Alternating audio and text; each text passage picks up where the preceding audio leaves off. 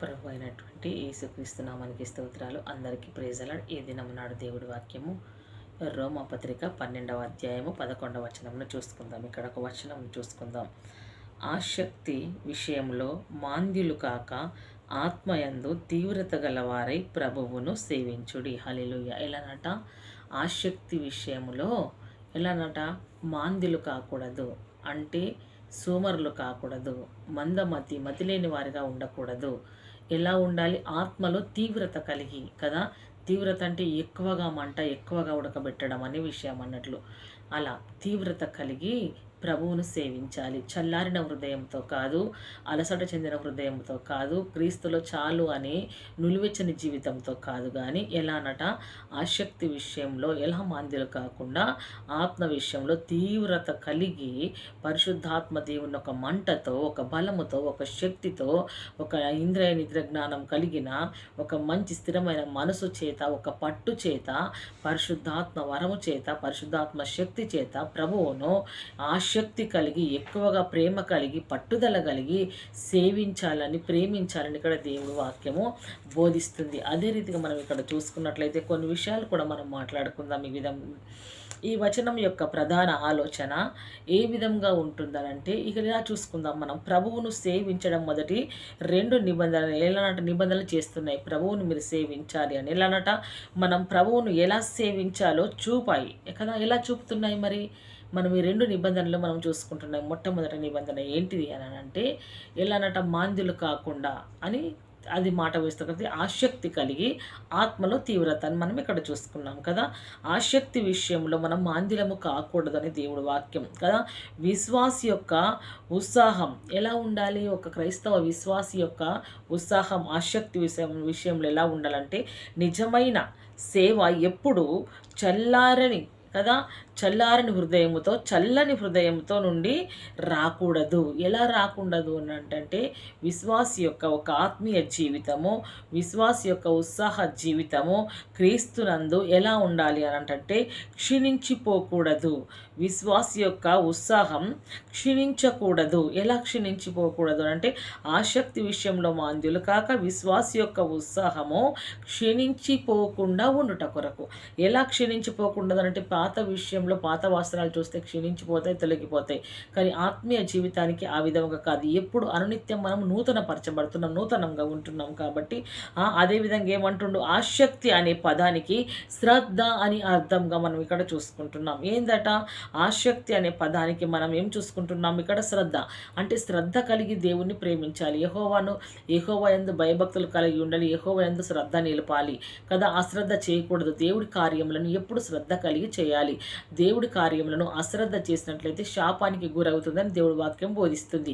కాబట్టి దేవుడి కార్యం ఏదైతే ఉందో, ప్రార్థన, వాక్యము, పాటలు, సంఘంలో పురికొల్పడము, సంఘంలో ఉండడము, ఆత్మలో నిలకడ కలిగి ఉండడం, పరిశుద్ధాత్మ దేవుని వరముల చేత కార్యములు జరిగించడం, ప్రభు కార్యములు భూమి మీద బయలుపరచడము, తెలియపరచడం లాంటి విషయాలలో ఎలా ఉండాలంటే శ్రద్ధ కలిగి ఉండాలి, ఆసక్తి కలిగి ఉండాలన్నట్లు. ఆ విధంగా మనం ఇలా చూసుకున్నట్లయితే ఎలా ఉండాలి అని అంటున్నాడంటే, ఆసక్తి గలవారై అంటున్నాడు. అలా ఏమంటున్నాడు ఇక్కడ? శ్రద్ధ అని అర్థం. దానికి నిజమైన సేవ ఎప్పుడునూ చల్లారిన కదా హృదయం నుండి రాకూడదు అని ఇప్పుడు మాట్లాడుతున్నాడు. ఎలానట?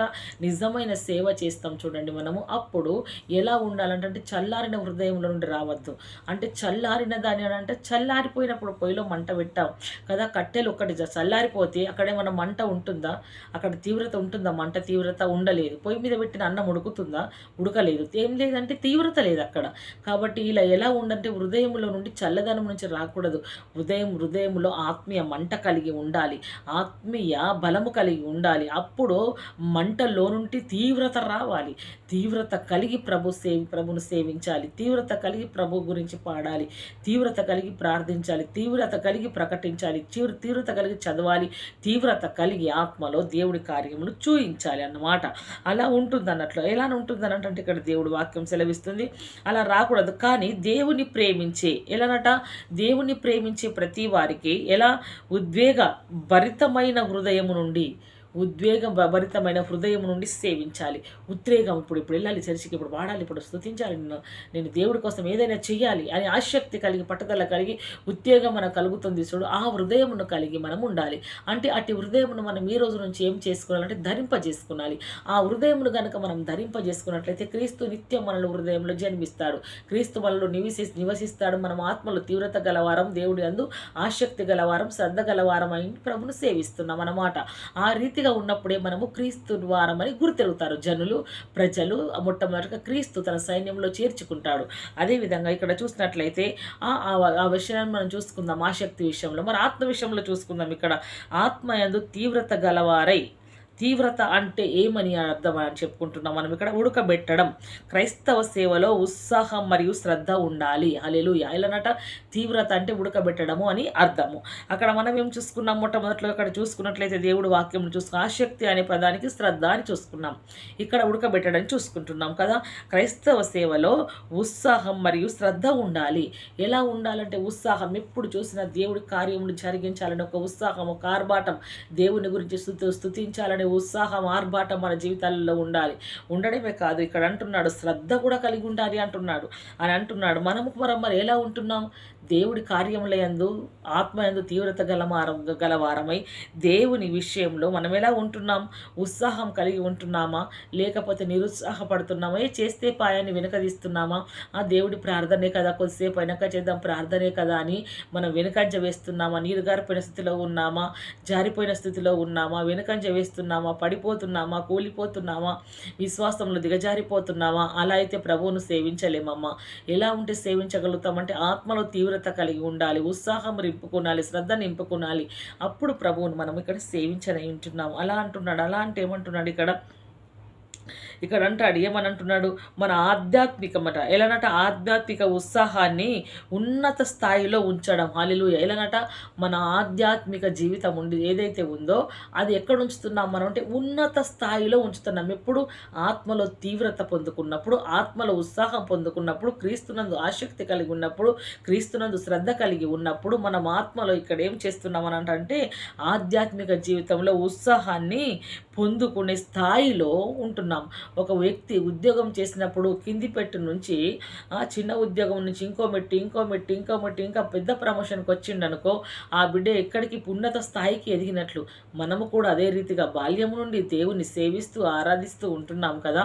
ఉన్న మనము క్రీస్తులో నిలబడ్డట్లయితే ఆత్మ విషయంలో ఆసక్తి కలిగి, తీవ్రత కలిగి, పట్టుదల కలిగి ఉన్నప్పుడు మనము కూడా ఆత్మీయ స్థితిలో మనం ఒక స్థాయిలో ఉన్నట్లు అంటే ఎత్తైన స్థితిలో మనం ఉన్నాము. ప్రార్థన విషయంలో విశ్వాసులందరికంటే కూడా పై స్థాయిలో మనల్ని దేవుడు ఉంచకోరుతున్నాడు. ఎప్పుడు ఆసక్తి కలిగినప్పుడు, ఎప్పుడు ఆత్మలో తీవ్రత కలిగినప్పుడే ఉన్నత స్థితిలో ఉంచకోరుతున్నాడు. ఒక్కసారి జీవితాన్ని పరీక్షించుకుందాం. నీవు నేను చల్లారిన హృదయంతో మందిరంకు వెళ్ళినప్పుడు మనం ఏ పని చేయలేము. అది ఆత్మలో తీవ్రత కలిగి దేవుడి సన్నిధికి ముందుకు మనం వెళ్ళామనుకో, దేవుడి సన్నిధిలోకి, అప్పుడు దేవుడు మనల్ని మారుకుంటాడు. మనలో ఆత్మీయత తీవ్రత పుడుతుంది కదా, ఆత్మీయ ఉత్సాహం కలుగుతుంది. తీవ్రత ఉంది కదా, ఆత్మ తీవ్రత ఉంది కాబట్టి ఆత్మలో ఉత్సాహం కలుగుతుంది, శ్రద్ధ కలుగుతుంది పని చేయాలని. కాబట్టి ఇక్కడ దేవుడు అంటున్నాడు, దేవుడు వాక్యం సెలవిస్తుంది ఏ విధంగా అంటే స్థాయిలో ఉంచడం. కొన్నిసార్లు కష్టం, పరిచర్యలో నిరుత్సాహకరమైన కాలాలు కూడా మనకు ఎదురవుతాయి. ఎలానట కొన్ని సందర్భాలలో మనకు ఎలానట కష్టమైన పరిచర్య కానీ కదా, కన్నీళ్ళ పరిచర్య కానీ, బలహీనమైన పరిచర్య ఇటువంటివి మనకు ఏర్పడుతూ ఉంటాయి. కానీ అటువంటి ఏర్పడను ప్రభు సన్నిధిలో మనము ఎలా ఉండాలంటే తీవ్రతను మాత్రం పోగొట్టుకోకూడదు. తీవ్రత ఎప్పుడు పోగొట్టుకున్నామో ఆస్తిని పోగొట్టుకుంటే మనం బాధపడకూడదు. కానీ ఆత్మలో తీవ్రత పోగొట్టుకుంటే మాత్రం మనం బాధ అనుభవించాలి. కాబట్టి ప్రభువును సేవించడం ఎలా సేవిస్తున్నామనంటే ఇక్కడ ప్రభువును సేవించమన్నాడు కదా. 3 విషయాలు మనం అక్కడ మాట్లాడుకున్నాం కదా. ఇక్కడ అంటున్నాడు ప్రభువును సేవించుడి అనే పదబంధమును యేసు ప్రభువు పట్ల సంపూర్ణమైన భక్తిని సూచిస్తుంది కదా. సంపూర్ణమైన భక్తి ఉంటేనే మనము ప్రభువును సేవిస్తాం. భక్తి లేకుండా సేవించలేము. ఎందుకు అనంటే క్రీస్తు యందుగా కలిగిన భక్తి మనల్ని క్రీస్తు వైపు నడిపిస్తుంది. క్రీస్తు దేవునిగా అంగీకరిస్తాం, క్రీస్తును ఆరాధిస్తాం. అప్పుడు ప్రభువుగా మనల్ని సేవించనై ఉంటున్నాం. కాబట్టి ఏమంటున్నాడు, అతను సేవకు స్ఫూర్తిదాయకమైన ఎలానట సేవకు చేస్తాం చూడు, సేవ చేసే విషయంలో పూర్తిదాయకమైన ఎలానట ప్రేరణ సేవ అంటే ఎలానట ఎటువంటి ప్రేరేపణ కలుగుతుంది? దేవుని సేవ, దేవుడి విషయంతోని ఆత్మ విషయంలోతే పూర్తిదాయకమైన ప్రేరేపణ చేత, అంటే మనల్ని మనం దేవునికి ఎలానట దేవుని పారవేయడం. ఇక ఇలా దేవుని ఎలా చూస్తున్నామంటే ఈ సేవలో అర్ధ హృదయం ఏమీ లేదు. ఎలానంటే అర్ధ హృదయం ఏమీ లేదు అంటే సగం సగం అది లేదు. అంటే హృదయము పరిపూర్ణంగా మొదట్లో చూసుకున్నాం కదా, మనము సంపూర్ణముగా ఉండాలి. ఇక్కడ సగం సగం అనేది ఏమీ లేదు. అత్యుత్సాహం ఎలానట ఎక్కువ ఉత్సాహము కలిగి మనం ఉండాలి. మరియు ఆవేశం అంతం కాదు. మనలో ఉన్న ఆత్మ ఆవేశము, ఆత్మీయ శ్రద్ధ, ఆత్మీయ ఆసక్తి అది ఎప్పుడునూ అంతం అనేది ఉండదు. ఎందుకు ఉండదంటే ఆయనకే అంతము లేదు. మనల్ని పిలిచి మనకి ఇచ్చిన పరిచర్య ఇచ్చి మనల్ని సేవించమని పిలిచిన ఆయనకే అంతము లేదు. కాబట్టి ఈ పరిచర్యకు కూడా మనకు అంతము లేదు. అదేవిధంగా చూసుకున్నట్లయితే ఇక్కడ మనం ఎంతో రుణపడి ఉన్నాము. ఎవరికి ఉన్నాము? ప్రభుల వారికి. ఎందుకో తెలుసా? తన ప్రాణమునే పెట్టి మనకు రక్షణ ఇచ్చాడు. ఆ ప్రాణము చేత మన పాపశాపమును తన రక్తం చేత కొట్టివేసి తన ప్రాణము చేత మరణమును విరిచాడు. తన తిరిగి లేవడం ద్వారా మనకు నిత్య జీవాన్ని ఇచ్చాడు. కాబట్టి అనే రుణం మనం ఇప్పుడే కాదు ఎప్పుడూ తీర్చలేని రుణం అయి ఉంటుంది. కాబట్టి ఇక్కడ అంటాడు, ఏమని అంటున్నాడు అనంటే ఇక్కడ దేవుడు వాక్యం సెలవిస్తుంది, ఉన్నాం కదా, ఉన్న ప్రభువుకు సేవ చేయాలనే లక్ష్యం వారిలో ఉంది కదా, వారిలో ఉంది. మరి అలా ఇంతటి గొప్ప శక్తి గల సేవ మేము జరిగించుటకు దేవుడు మాకు కృపను అనుగ్రహించాలని ఉంటుందన్నట్లు. అదేవిధంగా ఉన్నట్లయితే ఇక్కడ మనం చూసుకున్నట్లయితే అపోస్తుల కార్యంలో చూసుకుందాం. ఒక సూత్రంను కూడా మనం మొదట అపోస్తుల కార్యం చూసుకున్న తర్వాత చూసుకుందాం. అపోస్తుల కార్యంలో 20వ అధ్యాయము 19వ వచనము. ఎలా ఇప్పుడు అపోస్తుల కార్యంలో చూసుకుంటున్నాం మనం కదా, వాళ్ళు ఏ రీతిగా ఉండి సేవ చేస్తారు అని అంటే ఎంతో రుణపడి ఉన్నాం ప్రభువుకు సేవ చేయాలని లక్ష్యం వారిలో ఉంది, పౌలు గారిలో కదా. కాబట్టి వారు సేవ చేశారు. ఇక్కడ అపోస్తుల కార్యంలో 20వ అధ్యాయం 19వ వచనంలో ఇక్కడ మనం చూసుకున్నట్లయితే దేవుడు వాక్యం సెలవిస్తుంది. ఇక్కడ ఏమని సెలవిస్తుంది అంటే దేవుడు వాక్యం చూసుకుందాం మనం. ఇక్కడ ఒక నిమిషం 19లో చూసుకుందాం. యూదుల కుట్ర వలన నాకు శోధనలు సంభవించినను కన్నీళ్లు విడుచుచు పూర్ణమైన వినయభావముతో నేనేలాగు ప్రభువును సేవించుచుంటినో మీకే తెలియను. హల్లెలూయా. ఎలానట యూదుల వలన ఏం జరిగింది? పౌలు భక్తుడికి యూదుల వలన బహు కుట్ర కలిగింది, వేదన కలిగింది, శ్రమ కలిగింది, హింస కలిగింది. అన్ని శోధనలు నాకు సంభవించినను కన్నీళ్లు విడుచుచు, అన్ని శోధనలు సంభవించినను కన్నీళ్లు విడుచుచు పూర్ణమైన వినయభావముతో ఎల్లనట దేవుని సేవించాడు. పూర్ణమైన వినయభావంతో నేను ఎలాగ ప్రభువును సేవించుచుంటునో మీకే తెలియను అంటున్నాడు కదా. సంతోషంతో ఆనందము చేత ప్రజలందరి చేత ఘనపరచబడి క్రీస్తును ఘనముగా ఎంచాను, క్రీస్తులో తీవ్రత కలిగి ఉన్నానని పౌలు భక్తుడు చెప్పట్లేదు. కానీ ఆత్మీయతలో అతను నిలబడి ఉండి ఆత్మలో తీవ్రత గలవారే యూదుల చేత కుట్రలు పొంది, శోధనలు పొంది, వేదనలు పొంది, శ్రమలు అనుభవించి కన్నీళ్లు విడుచుచు, ఇంతటి శోధనలో, ఇంత భయంకరమైన వేదనలు, ఇంత భయంకరమైన ప్రాబ్లమ్స్లో కూడా ఉండి ఇతరుల చేత హింసింపబడుతూ, ఎటువంటి క్రియ కీడు చేయని వారితో హింసింపబడుతూ ప్రభు సువార్తను ప్రకటిస్తున్న దానిని బట్టి, అతనికి వస్తున్న శోధనను బట్టి అతను ఎక్కడ కృంగిపోలేడు. కానీ అందులో సంపూర్ణమైన వినయభావం పొందుకున్నాడు. అందులో సంపూర్ణమైన వినయభావంతో ప్రభువును సేవించడం ఆరంభించాడు. ప్రభువును సేవించిన దానికి చూసిన ప్రజలని చెప్తున్నాడు, మీరే కదా దాన్ని చూస్తుంటిరి, కాబట్టి నన్ను వలె కూడా మీరు ప్రభువును సేవించండి. మీకు వచ్చిన ప్రాబ్లమ్స్ను బట్టి, ఇరుకును బట్టి, కన్నీళ్ళను బట్టి వెనకంజ మీరు వేయకూడదు అని ఇక్కడ వాక్యం సెలవిస్తుంది. అదే చూసినట్లయితే ఒక సూత్రం చూసుకుందాం. ఇక్కడ బద్ధకమైన క్రైస్తవం ఉద్దేశమునకు బలహీనపరిచే ఫలితాలను తెస్తుంది. ఎటువంటి అంటే బద్ధకంగా మనం ఎప్పుడు పనిచేస్తామో క్రీస్తు విషయంలో అలా ఎలా ఉంటుందంటే ఇక్కడ ఉద్దేశమునకు బలహీనపరుస్తుందట. ఏ ఉద్దేశమునకు? క్రైస్తవ ఉద్దేశమునకు బద్ధకము మొట్టమొదటగా బలహీనపరుస్తుంది. అటువంటి బద్ధకమైన ప్రార్థన, బద్ధకమైన ఆత్మీయ జీవితం ఉంటే మనము చచ్చిన వారమే. ఎలా క్రీస్తులో బ్రతికిన వారం అవుతాం. కాబట్టి బ్రతికున్న వారము లోపలనే మంట పుడుతుంది. ఆత్మీయ పంట, ఆత్మీయ ఆసక్తి కలిగి మనము జీవిస్తాం. అదేవిధంగా చూసుకున్నట్లయితే బలహీన పరిస్థితి కానీ తెలుస్తుంది మనకు. కాబట్టి ఎలానట అన్యాయముగా దేవునికి సేవ చేయడానికి గొప్ప శక్తి మరియు కృషి అవసరం. ఎలానట మనకు ఇలా ఎలా ఉంటుంది? మనకు అన్యాయము కాదు, ఇక్కడ అన్యాయము అనే విషయంలో దేవునికి సేవ చేయడానికి గొప్ప శక్తి మనకు ఉంటుంది. మరియు కృషి అవసరం మనకు. ఎలా కృషి అంటే ఎప్పుడు ఎల్లవేళ దినరాత్రులు కృషించాలి ప్రభు కోసము. కృషి అవసరమై ఉంటుంది. ఎలాంట చర్చి పరిచర్య చర్చి పరిచయం ఎప్పుడు జారిపోకూడదు. చర్చిలో చేసే పరిచర్యలు ఉంటాయి. ఎలా ఇవి కార్పెట్లు మడకబెట్టడం, చర్చి తుడవడం, వాయిద్యాలను తుడవడం, చర్చి ప్రాంగణము తుడవడం, ఊడవడం, ఇటువంటి కార్యక్రమాల్లో మనం కూడా ఎప్పుడు ముందంజ ఉండాలి. దానిలో ఎప్పుడు కూడా పరిచయం జారిపోకూడదు.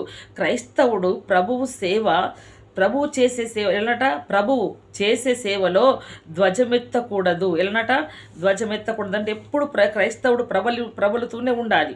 అలా చాలామంది విశ్వాసులు ఆయనను సేవించడం పట్ల ఎలా ఉంటారో తెలుసా? ఇలా చూసుకుందాం. ఇక్కడ ఉదాసీనంగా ఉంటారు అంటే ఆ విధంగా ఉండకూడదు. ఆయన సేవించే విషయంలో ఎలానట, ప్రమాణం ఏమిటంటే మనము పూర్ణ హృదయాన్ని మరియు ఆత్మను దేవుని సార్వభౌమ కుమారుని సేవించడములో ఎలానట, మనం ఇక్కడ ఎలా ఉండండి, పూర్ణమైన హృదయముతో ఆత్మను దేవుని సార్వభౌమ కుమారుని సేవించడములో ఉంచాలి. ఎలా ఉంచాలి? పూర్ణమైన హృదయముతో ఉంచాలని వాక్యం సెలవిస్తుంది. ఇందులో ఎలాంటి ఎలానట,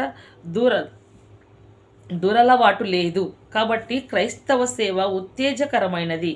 అది స్వకీయ ప్రేరణ చేత భావోద్వేదంతో కాదు, కానీ దాని ఆధారంగా ఉన్న సత్యం కారణముగా జరుగుతుంది.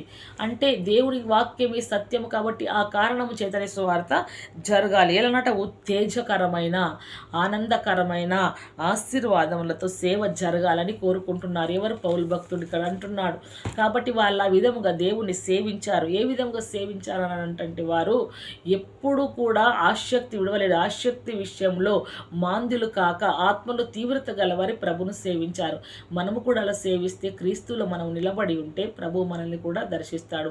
ఇట్టి మాటలు దేవుడు మన ఆత్మను దీవించి ఆశీర్వదించి ఫలింపజేయునుగాక. ఆమేన్. Praise the lord.